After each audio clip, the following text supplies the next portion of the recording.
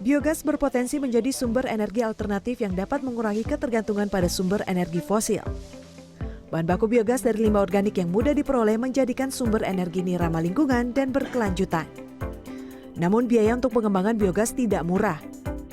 Sama dengan sumber energi baru terbarukan lainnya, minimnya investasi dan subsidi pemerintah di sektor biogas menyebabkan lambatnya progres percepatan transisi energi di Indonesia.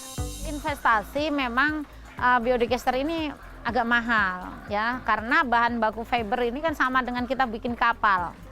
Jadi beton pun sama, beli semen itu sama, itu agak investasinya mahal, makanya perlu bantuan dari pemerintah. Kalau di negara Sementara itu, dukungan pemerintah melalui kebijakan-kebijakan pro lingkungan dan pemberian insentif diperlukan agar pemanfaatan sumber energi biogas dapat semakin masif. Ini mendorongnya ada kebijakan untuk mandatori pengelolaan limbah itu dari sektor pertanian. Tapi memang adanya kebijakan mandatori ini harus juga disertai dengan satu insentif atau satu fasilitas gitu ya. Dan ini harus dilihat dari siapa yang kita terapkan, siapa yang kita mandatorikan si kebijakan itu. Kalau untuk peternak tentunya dengan profil ekonomi, profil sosialnya juga itu tidak mungkin disamaratakan semua. Di sisi lain, pengesahan Undang-Undang Harmonisasi Peraturan Perpajakan atau UU HPP pada Oktober 2021 yang mengatur tentang pemberlakuan pajak karbon direspon positif.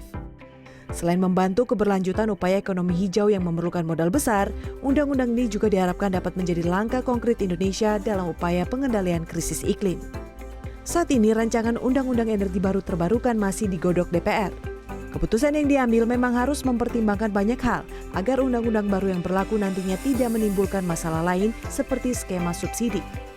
Target bauran energi baru terbarukan yang harus dicapai sebesar 23% pada 2025 dinilai terlalu ambisius. Di dalam saya kan tidak punya juga RUU-nya kan masih di DPR ya.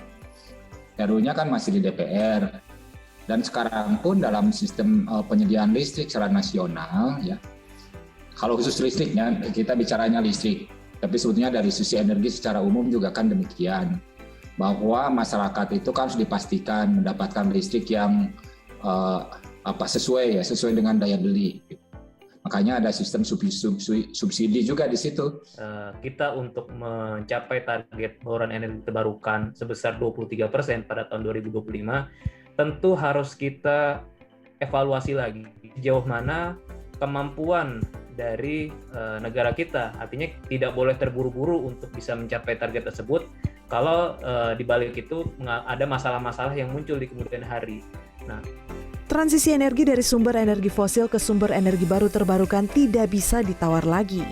Di tengah dampak krisis iklim yang semakin nyata mengancam kehidupan manusia, krisis energi pun mulai mengintai di berbagai belahan dunia. April Sirait, Softan Herdiagama, Bogor, Jawa Barat.